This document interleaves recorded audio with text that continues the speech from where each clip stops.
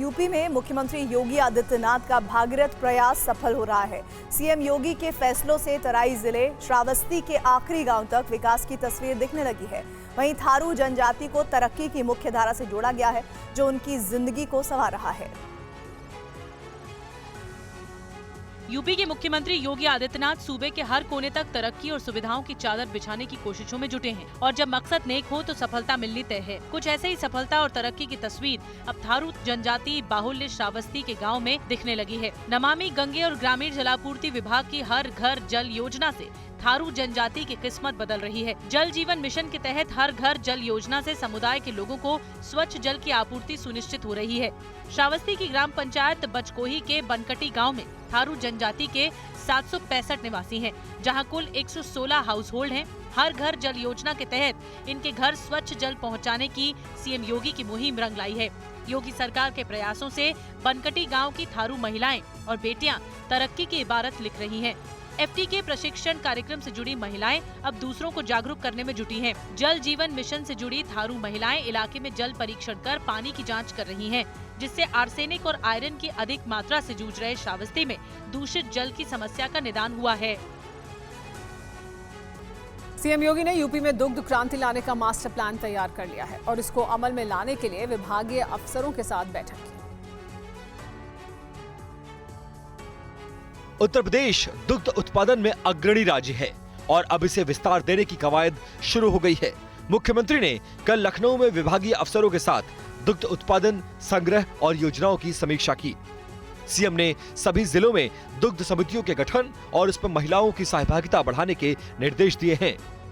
CM योगी ने कानपुर, मुरादाबाद, गोरखपुर, आजमगढ़ और प्रयागराज में निजी क्षेत्र के सहयोग से नए डेयरी प्लांट स्थापित करने का निर्णय लिया है। राज्य में बड़े पैमाने पर गांव में दुग्ध सरकारी समितियां गठित कर दुग्ध उत्पादकों को गांव में ही उनके दूध के उचित मूल्य दिलाने के लिए नंद बाबा दुग्ध योजना शुरू की गई है, जिसके अच्छे परिणाम मिले हैं। दुग्ध और दुग्ध पदार्थों की ऑनलाइन बिक्री की व्यवस्था के लिए ई-कॉमर्स पोर्टल को मजबूत बनाने के निर्देश दिए गए हैं। अब तक 71,068 उपभोक्ता, 89 महिला स्वयं सहायता समूह और 215 पराग मित्र जोड़े जा चुके हैं। सीएम ने पशुपालन, दुग्ध उत्पादन, विक्रय, नस्ल सुधार को लेकर साप्ताहिक समीक्षा के निर्देश दिए हैं। यूपी सरकार की माफिया अतीक और मुख्तार के मददगारों पर बड़ी कार्रवाई। बड़ी खबर आपको बता दें, जहां बरेली, बांदा और नैनी जेल अधीक्षक सस्पेंड किए गए हैं और बरेली जेल अधीक्षक राजीव शुक्ला के सस्पेंशन को लेकर ये बड़ी खबर है। अतीक के भाई अशरफ से गैर कानूनी मुलाकात के आरोप लगे हैं। बांदा और नैनी जेल अधीक्षक पर भी लापरवाही के आरोप। योगी सरकार न सिर्फ माफिया और गुंडों पर कार्रवाई कर रही है, बल्कि इनसे जुड़े मददगारों पर भी एक्शन लिया जा रहा है। अतीक अहमद और मुख्तार अंसारी को गैर कानूनी मदद करने वालों पर कार्रवाई की गई है। बरेली, बांदा और नैनी जेल अधीक्षक सस्पेंड किए गए। बरेली जेल के अधीक्षक राजीव शुक्ला सस्पेंड किए गए। राजीव शुक्ला पर अतीक के भाई अशरफ की गैर कानूनी मुलाकात और मदद करने का आरोप है। बांदा और नैनी जेल अधीक्षक पर भी लापरवाही का आरोप। बरेली जेल मामले में इससे पहले डिप्टी जेलर दुर्गेश प्रताप समेत 5 अधिकारियों को निलंबित किया गया था। डीजी जेल ने इनकी गुप्त रिपोर्ट जो है वो मुख्यमंत्री योगी आदित्यनाथ को सौंपी थी। अतीक अहमद वाले केस में इनसे मुख्यमंत्री योगी आदित्यनाथ ने डीजी जेल से रिपोर्ट तलब की थी और आज रिपोर्ट आने के बाद योगी सरकार का सख्त फैसला, तीनों जो जेल अधीक्षक हैं उन तीनों को सस्पेंड कर दिया गया है। तीनों पर लापरवाही का आरोप है।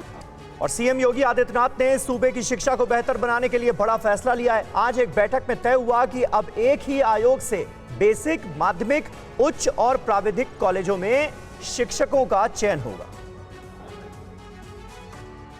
उत्तर प्रदेश के मुख्यमंत्री योगी आदित्यनाथ ने शिक्षा व्यवस्था को सुचारू रूप से चलाने के लिए बड़ा ऐलान किया है। इसमें फैसला लिया गया है कि अब एक ही आयोग से बेसिक, माध्यमिक, उच्च और प्राविधिक कॉलेजों में शिक्षकों का चयन होगा। लखनऊ में सीएम ने इस योजना को आगे बढ़ाने के लिए अहम बैठक की, जिसमें निर्देश दिया गया अब सूबे में योगी का मिशन एजुकेशन यूपी शिक्षा सेवा चयन आयोग का गठन होगा। एक ही आयोग से स्कूल और प्राविधिक कॉलेज के शिक्षकों का चयन होगा। आयोग करेगा मदरसों और अल्पसंख्यक शिक्षकों की भर्ती। नया आयोग ही कराएगा टीईटी की परीक्षा। आज सीएम ने प्रदेश में विभिन्न शैक्षिक संस्थानों में जारी शिक्षक भर्ती प्रक्रिया की समीक्षा भी की। सीएम का विचार है कि शिक्षक भर्ती प्रक्रिया के लिए बने तमाम बोर्ड और प्राधिकार की जगह एक ही आयोग बनने से व्यवहारिक सुधार किया जा सकता है और भविष्य की तमाम आवश्यकताओं को देखते हुए शिक्षक चयन के लिए एकीकृत आयोग का गठन जरूरी है। योगी सरकार ने यात्रियों के सफर को और आरामदायक बनाने का फैसला किया है। नए निर्णय के तहत एक साल में यूपी रोडवेज में बेड़े 2500 नई बसें जोड़ने वाली है और पुरानी बसों को रिटायर करने का भी प्लान है।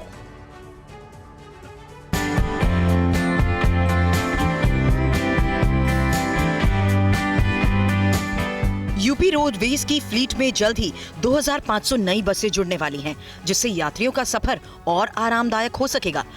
योगी सरकार वर्तमान वित्त वर्ष में राज्य सड़क परिवहन निगम की 2817 खस्ता बसों को अपने बेड़े से हटाने वाली है। राज्य सरकार इसी वित्तीय वर्ष यानी अप्रैल 2023 से मार्च 2024 के बीच इन बसों को नीलाम करने जा रही है, जबकि इस दौरान 2494 नई बसों को अपने बेड़े में शामिल करने की योजना बनाई गई है। यानी खस्ताहाल बसों को हटाने के बावजूद यूपी रोडवेज की बसों की संख्या में कमी नहीं होगी, बल्कि नई बसों में यात्री और अधिक सुविधाओं के साथ सफर कर सकेंगे। उत्तर प्रदेश राज्य सड़क परिवहन निगम की तरफ से पिछले साल सितंबर से अभी तक 1500 बसें नीलामी के लिए बस बेड़े से अलग की जा चुकी हैं। यूपी सरकार का लक्ष्य अपने बेड़े की बसों की वर्तमान औसत आयु 7.62 वर्ष से घटाकर 5 वर्ष से भी कम करने की है।